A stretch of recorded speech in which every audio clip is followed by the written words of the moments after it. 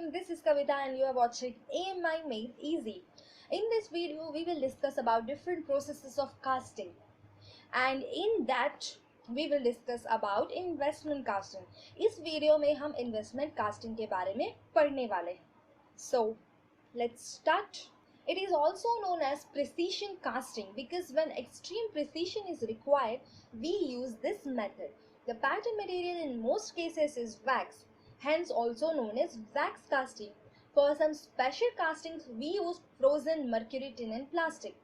इस प्रोसेस को हम प्रिसीशन कास्टिंग भी कह सकते हैं क्योंकि जब हमको एक्सट्रीम प्रिसीशन चाहिए, जब काफ़ी फाइन डिटेल्स हमको कास्ट करना हो, वो भी पूरी परफेक्शन के साथ, तब हम इन्वेस्टमेंट कास्टिंग यूज़ करते हैं. इसलिए इसको हम प्रिसीशन कास्टिंग भी कह सकते हैं. इसमें जो हम पैटर्न का मटेरियल यूज़ करते हैं वो 90% केसेस में वैक्स होता है, हेंस इसको हम वैक्स कास्टिंग भी कह सकते हैं. कुछ स्पेशल टाइप के कास्टिंग्स के लिए हम यूज़ करते हैं frozen mercury tin and plastic, but ये बहुत ही रेयर केसेस में यूज़ होता है. नेक्स्ट हम देखते हैं इसकी स्टेप बाय स्टेप प्रोसेस क्या है.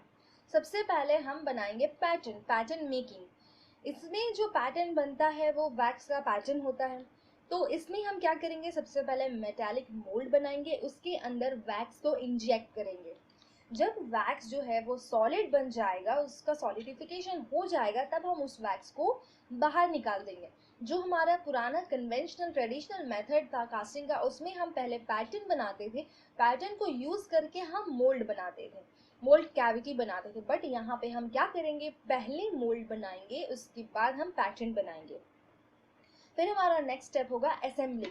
इस प्रोसेस में हम क्या करेंगे, बहुत सारे ऐसे पैटर्न्स बनाएंगे और उन कंपोनेंट्स को हम एक कॉमन वैक्स प्रूव में कनेक्ट कर देंगे. हमारा अगला प्रोसेस है शेल बिल्डिंग. शेल बिल्डिंग में हम क्या करेंगे, एक थिक शेल बनाएंगे, जिसको कि हम कैसे बनाएंगे, एक हम कोटिंग करते हैं फाइन स्लरी का, जो होता है इथाइल सिलिकेट और फाइन सिलिका सैंड का मिक्सचर. इन दोनों सब्सटेंसेस को मिलाकर हम एक फाइन स्लरी बनाते हैं, उस स्लरी को उस पर कोट करते हैं. इसके बाद हम एक और कोटिंग इसमें डालते हैं, वो होता है सेरामिक स्लरी. फिर एक और कोटिंग किया जाता है जो होता है फाइन सिलिका सैंड का. तो ये जो दो प्रोसेस थी ना, जो सेरामिक स्लरी और सिलिका सैंड का कोटिंग, ये प्रोसेस को हम 8 टाइम्स रिपीट करते हैं ताकि हमको एक काफ़ी मोटा सा थिक शेल मिल जाए. उसके बाद हमारा अगला स्टेप है डी वैक्स. तो इस स्टेप में हम क्या करते हैं, हमारा जब कम्प्लीटली शेल ड्राई हो जाता है तो उसको हम हीट करके उसके अंदर जो वैक्स का पैटर्न था उसको हम मेल्ट करके सारा वैक्स को हम बाहर निकाल लेंगे. तो जिसकी वजह से उसके अंदर एक हॉलो कैविटी फॉर्म हो जाएगा उस शेल्स के अंदर.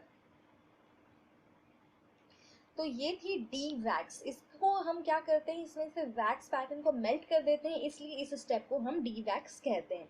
तो इसके अंदर एक हॉलो कैविटी फॉर्म हो जाता है, जिसकी वजह से अगर हमको ऐसा कोई चीज़ चाहिए, ऐसा कोई कास्टिंग चाहिए जिसके कि अंदर हमको हॉलो कैविटी चाहिए, तो हमको कोड यूज़ करने की ज़रूरत नहीं पड़ेगी.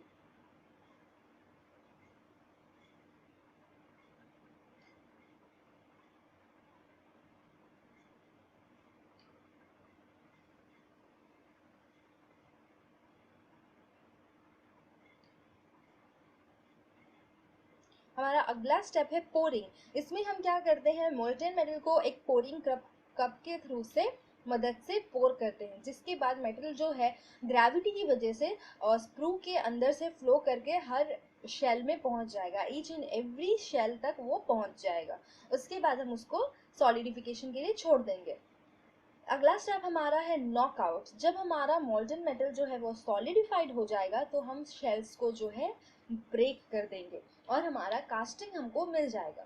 After the molten metal gets solidified, shells are broken up and casting is obtain. तो नॉकआउट यहाँ पे इसलिए नाम दिया गया है क्योंकि यहाँ पे सॉलिडिफिकेशन होने के बाद हम शेल्स को ब्रेक करेंगे, ब्रेक करके हम कास्टिंग अपना निकाल लेंगे. इसके बाद हमारा अगला स्टेप है कट ऑफ. जो हमारा अनवांटेड एक्स्ट्रा कंपोनेंट्स है, जैसे कि हमने स्क्रू के अंदर असेंबल किया था, बट स्क्रू तो हमको नहीं चाहिए अपने कास्टिंग में, तो हम जो कंपोनेंट्स है उसको हम कट करके निकाल लेंगे. ये कैसे हम कट करेंगे, एक हाई स्पीड फ्रिक्शन सॉ के थ्रू, सॉरी यहाँ पे स्क्रू लिखा हुआ है बट इट इज़ सॉ. उस सॉ के हेल्प से हम उस एक्स्ट्रा अनवांटेड कंपोनेंट्स को कट करके निकाल लेंगे. उसके बाद हम हमारा अगला स्टेप है फिनिशिंग ऑपरेशंस। इसमें फिनिशिंग ऑपरेशंस की ज़रूरत नहीं पड़ती है, बट कभी कभी बहुत ही माइनर फिनिशिंग ऑपरेशंस की ज़रूरत पड़ जाती है। तो हम फिनिशिंग ऑपरेशंस करने के बाद हमको अपना फाइनल हमारा कास्टिंग जो है वो रेडी हो जाएगा। ये है स्टेप बाय स्टेप प्रोसेस। इसमें आप देख सकते हैं कि यहाँ पे जो है मोल्ड के अंदर वैक्स को इंजेक्ट किया जा रहा है। वैक्स को हम उसके अंदर फिल कर रहे हैं। उसके बाद हमारा जो पैटर्न्स, हमारा कंपोनेंट्स है, वो सबको हम एक कॉमन स्क्रू से अटैच कर रहे हैं, असेंबल कर रहे हैं। इसके बाद हमारा जो पैटर्न है उसको हम अपना सेरामिक स्लरी और जो स्लरी है वो सारे स्लरी में हम डिप करेंगे। यहाँ पे वही हो रहा है, यहाँ डिपिंग हो रहा है। फिर उसके बाद हम उसको सिलिका सैंड में डिप करेंगे। और ये स्टेप्स को हम ये जो स्लरी वाला स्टेप था और ये जो सैंड वाला स्टेप है, इसको हम अप टू 8 टाइम्स रिपीट करेंगे। उसके बाद जब ये सॉलिडिफाई हो जाए तो हम हमारा जो ये है अंदर वैक्स का पैटर्न, उसको हम डी वैक्स कर लेंगे, निकाल लेंगे। उसके बाद हम हमारा मोल्टन मेटल को उसके अंदर डालेंगे और ग्रेविटी की वजह से वो हर एक शेल तक पहुंच जाएगा। उसके बाद जब हमारा मोल्टन मेटल जो है वो सॉलिडिफाई हो जाएगा तो ऊपर के शेल्स जो है उसको हम ब्रेक कर देंगे। उसके बाद हमारा फाइनल हमको फिनिशिंग स्टेप्स थोड़ा बहुत जो अगर कुछ चाहिए फिनिशिंग ऑपरेशंस वो हम करके उसको हम निकाल लेंगे।